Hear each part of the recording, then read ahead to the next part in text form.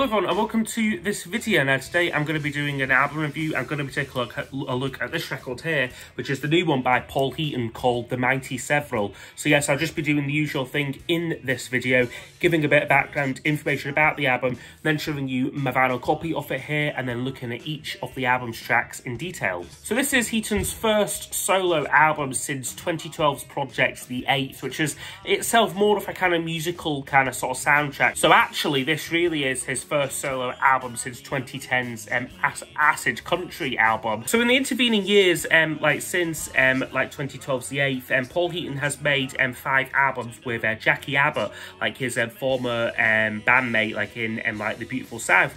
However, unfortunately, Jackie has had to kind of stop sort of performing and sort of playing with Heaton. She initially had to pull out off some tour dates in 2021 and 2022 due to ill health. However, she never returned to the live the live stage for the various appearances he made in 2023. I think the Transmit Festival and a few other gigs as well, which were billed and advertised as Paul Heaton solo gigs. Now, the only comment that Heaton has made around Jackie's departure, is from a recent Guardian interview where he says, I'll quote it here, I have to work with people who are able to match my work levels, and through no fault of her own, I felt after the last album she wasn't able to commit. Very sad, but there's always a song for Jackie to sing. So a bit of background to that. Jackie Abbott does have a autistic son, so I guess she does have to spend more time, dedicate more time to her family there. But it does also sound, by the way that Heaton says, I felt she wasn't able to commit, that it sounds like she was perhaps got rid of against her will, possibly, which would be a real shame. I may be reading too much into it there, but that's just what he said on the matter. However, for some fans, this change in kind of the formula and kind of makeup of the album might well be welcome. Certainly the last 5 Paul and Jackie albums were all produced by a guy called John Williams and made use of the same band of backing musicians.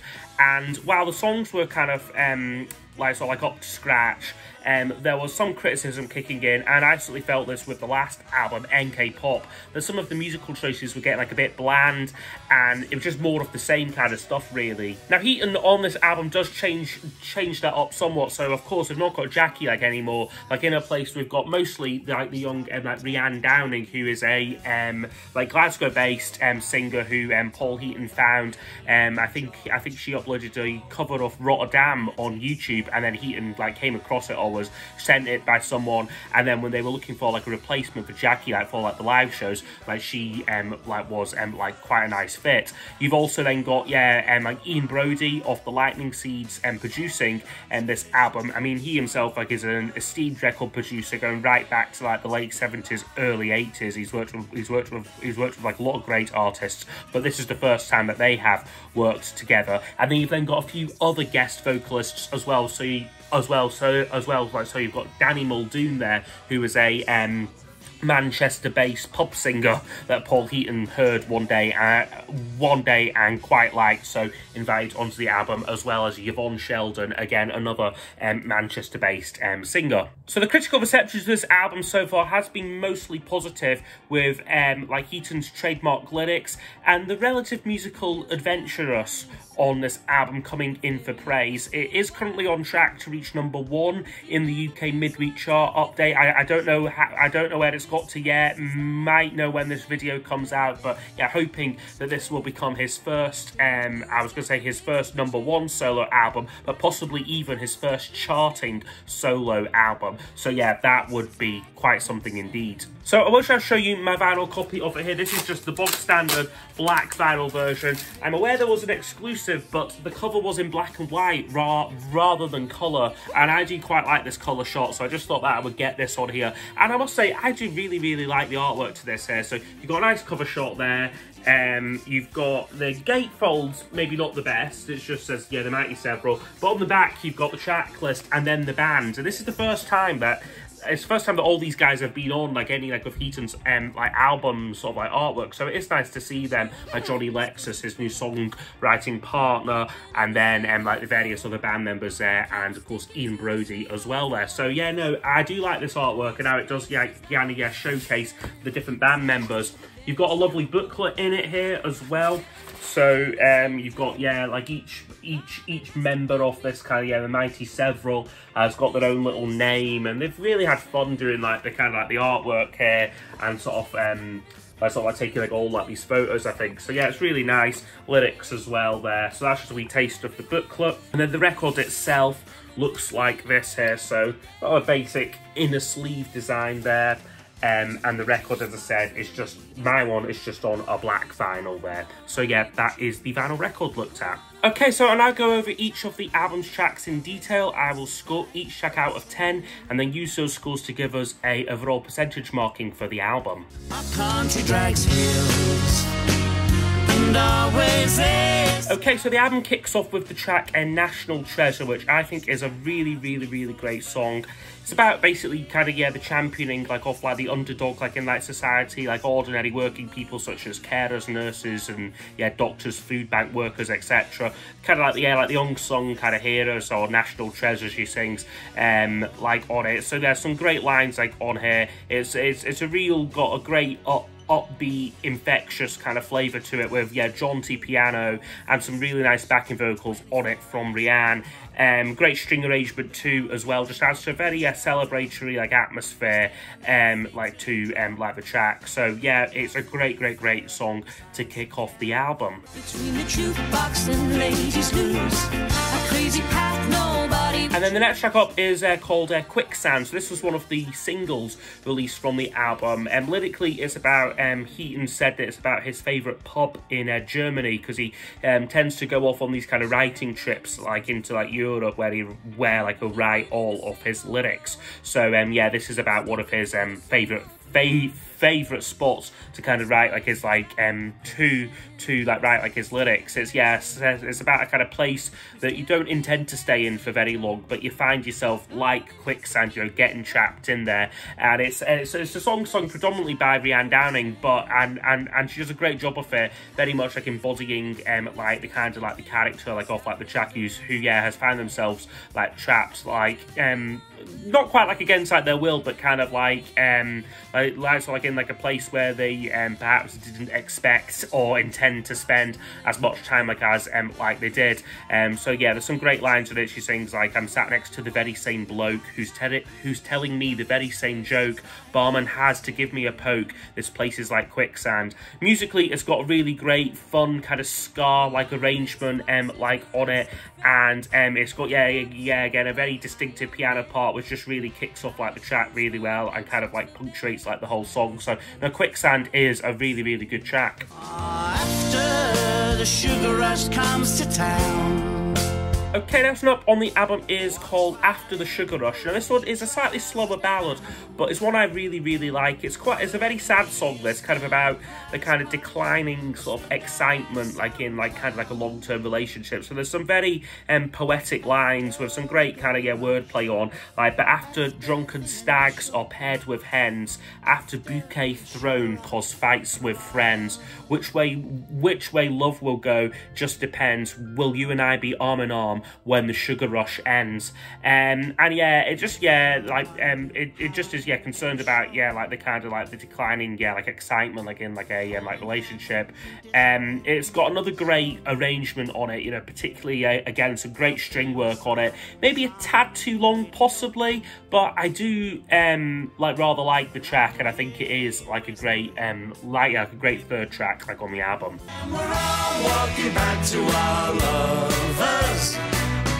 Okay, next up on the album is Fish and Chip Supper. Now this one was the lead-off single for the album, and it's one I really liked as soon as it came out. It's upbeat, it's got a kind of more slightly harder edge to it in terms of like the guitar sound on it, like some great guitar work like on like this song here. It's another kind of narrative bass track that's about a well-meaning guy who sets out to buy him and his wife a chippy, but then ends up getting sidetracked, going to the pub like with like his mates, like etc. It's just got a real great kind of sing-along quality to it, particularly like the chorus. I mean, some people have commented its resemblance to the song Happy Together, that old song by the Turtles from the 60s. And yeah, it is a kind of similar kind of phrasing to it, like in like kind of like the chorus bit. But I think it is a really, really great track. It's a song which, yeah, like I've really like enjoyed like over the past couple of months like it's been out. I put the ring on a finger, like I bought me a son. Okay, next one up is called A H Into Her. Now this one is another really good upbeat track here. This time about like a divorced man who's basically not having like any luck finding like a new partner. He sings like, I pulled over to side my dear children and I showed them her face on my phone. Daddy, they said, go get yourself wed or you're spending your lifetime alone. So it's this, yeah, this lyrical viewpoint, I mean, of like kind of, yeah, older divorced man with kids, you know, which isn't often kind of, yeah, expressed like in songs, but it's quite a common like kind of like situation, like I guess, and it's something, yeah, which kind of, yeah, sets Heaton apart, I think, writing about these, yeah, quite common situations which, like, you know, most other songwriters like would never probably think really like to like sort of like write about. It's an upbeat track, this one here, some great horn work on it. I like the way Heaton sings it. It's got a kind of, yeah, rock and roll kind of feel to it, which I really like. I guess my only reservations with this track are some of like the lyrics on it. I just don't quite get like the chorus metaphor on it. Like it goes like, I put the I into naive. Okay, that makes sense. And she put the H into her. It just doesn't. Well, what's that really got to do? Like, what's that really got to do with anything? Like, I just don't get it. But it is a fun track. And I think it is just the music what rescues, yeah, like maybe like the slightly silly chorus lyrics. Silly me, silly you, from silly here to Timbuktu. Okay, and then side one closes off with the track Silly Me. So this one is a duet sung by Rianne and Yvonne Sheldon there. Two female singers, of course, who sing this track kind of like a conversation, sort of like with like one another, kind of about, yeah, two women who I guess have been kind of done wrong like by like a man.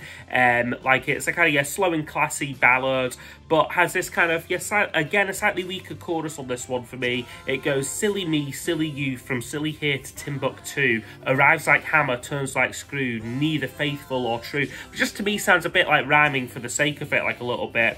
And it does let the track down for me.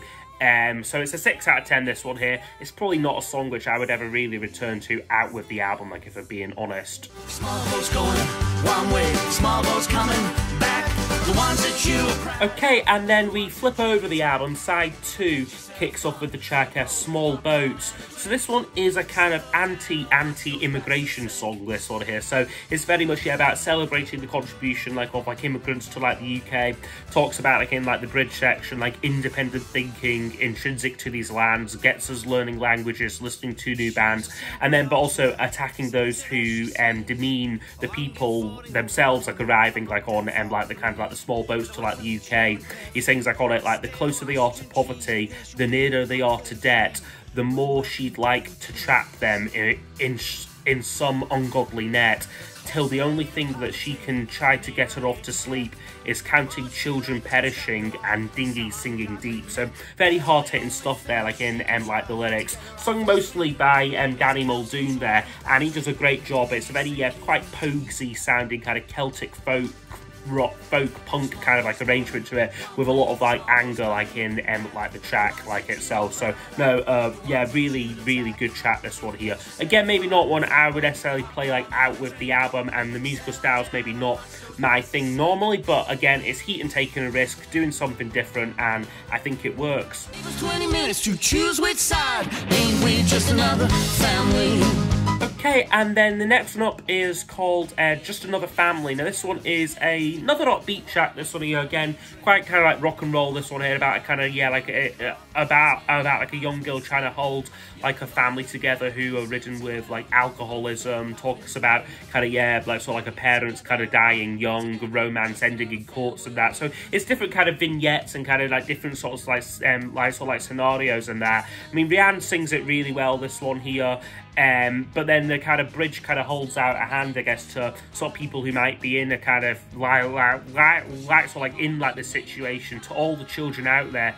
the ones who feel unseen. Let me tell you something, we've just been where you've been, sings Rihanna. I mean, it's a little bit forgettable, like, on the album. I'm giving it a 7. It's a good song, no doubt.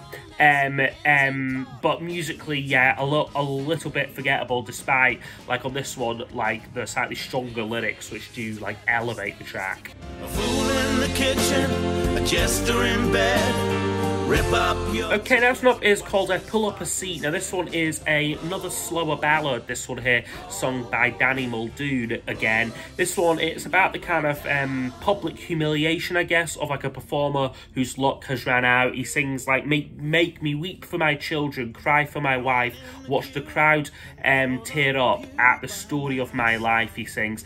And there's, reminds me a bit of the Beautiful South track, One Last Love Song, this, with its lyrics about a kind of performer who's embodying the lyrics, like, off, like, the track, like, he's singing, like, a little bit. I mean, I quite like the arrangement to it, which is quite interesting. There's some modern elements to it, but then there's other more traditional kind of sounding parts as well, particularly kind of like the chorus, which kind of has a kind of sing-along kind of feel to it, like, lots of kind of backing vocalists, like, on it, just, like, really, like a big wall of voices sort of thing. So, no, it's a really good song there, Pull Up a Seat, for me. The blues came in, slept with my wife, cut her to pieces. Okay, and then the next one up is called The Blues Came In. Now, for me, this is probably the weakest track on the album. It's a kind of low-key track, this one, but more stripped back, kind of like acoustic sort of flavour to this one, about a kind of blues singer, this one here, who again starts to experience the type of things that he's singing about. So for me, this is very similar to the last track in, like, its lyrical point of view, but also,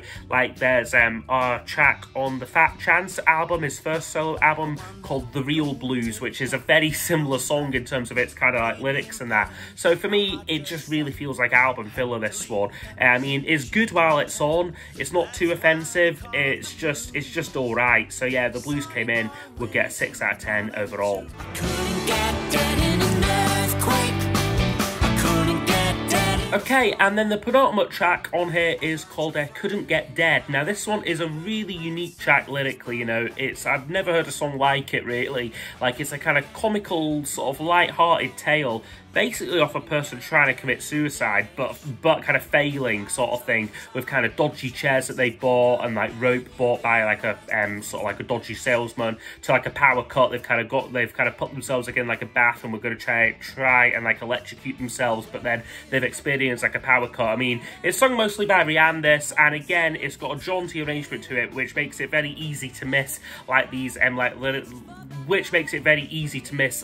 lyrics, like, if, like, you're not paying attention. But then there's a more somber bridge to it with what Heaton sings, which talks about kind of it being, yeah, mental health week on the radio, mental health month on TV, but like, and how these things can be quite performative, because like, he sings, like, no one is noticing me, like, on like it. So no, it's a really good song, this one here. So walk on with hope in your heart, you'll find yourself in... Okay, and then the last track up on the album is possibly my favourite, actually. It's called Walk On, Slow Down, and it is a kind of very interesting track musically. It's kind of got this kind of bubbling, kind of like electronic backing to it. Really reminds me of, there's a Belle and Sebastian song called Electronic Renaissance, and it's got a very, very, very similar kind of feel to it. Almost kind of, not quite drum and bass, but it's kind of got this kind of, yeah, like this electronic feel to it. And it's this lyrics about basically Paul Heaton trying to find, like, his, like, looking for, like, his, like, ideal pub. He sings, like, if Pointless is on TV and the barman is half asleep, go in, it's a good pub, sort of slow down and, like, go in. But, like, if Britpop is being played and they sell craft beers, then you should just walk on and, like, avoid it. There's an unfortunate pop in this one here, though, like, at, like, the Beatles. I mean, Heaton's famously not a fan. He sings, please, please kill me, the Beatles are on TV, walk on. But that's not enough to take the track for me, which I do think really shows a great sense of musical, like, adventurousness. And it's just, yeah, a really, really interesting closer, which I think works really well. I would love it if Heaton did more songs, like, in this sort of style. So, yeah, Walk On, Slow Down would get a 10 out of 10. talking makes a... Okay, so overall, this album would score 82%. So I think this is a really strong album here from Paul Heaton. In terms of where it ranks compared to his other recent albums, it's about on par with Manchester Calling and, yeah, slightly better, like I would say, than his last one, MK Pop, which I'd possibly overscored, like, at the time, and, like, to be fair. There's some absolute killer tracks on here. The opener, National Treasure, is brilliant. Quicksand is brilliant. Fish and Chip Supper's great. You've then got, yeah, like as I said, like that closer, Walk and Slow Down, one of my favourite Heaton songs of recent years. Just for me, side 2, it is noticeably weaker. Like I would say, there's a couple of fillery tracks there. Things like, yeah, like The Blues Came In and Just Another Family, like kind of like slightly let it down somewhat. But I think it, like, I mean, working with different people, I think really worked wonders, like, on this album. You know, it's not just the same old people like he's working with here. Like, sort of like, it's kind of like, yeah, like the different lineup, like, even though it was, yeah, I guess caused by necessity somewhat, like Jackie, like, not being, like, available, has kind of, yeah, like, breathed, I guess, some new life, like, into Heaton's music, which is really, yeah, like, quite, like, appreciated. So overall, yeah, a really, like, yeah, like, worthy release in, yeah, what has been a, yeah, pretty strongly consistent run of albums, like, over, like, the last 10 years, going back to 2014's What Have We Become. So yeah, that's been my review of Paul Heaton's The Mighty Several. So yes, I hope you have enjoyed the video, and yep, I'll see you all next time for the next one. Goodbye.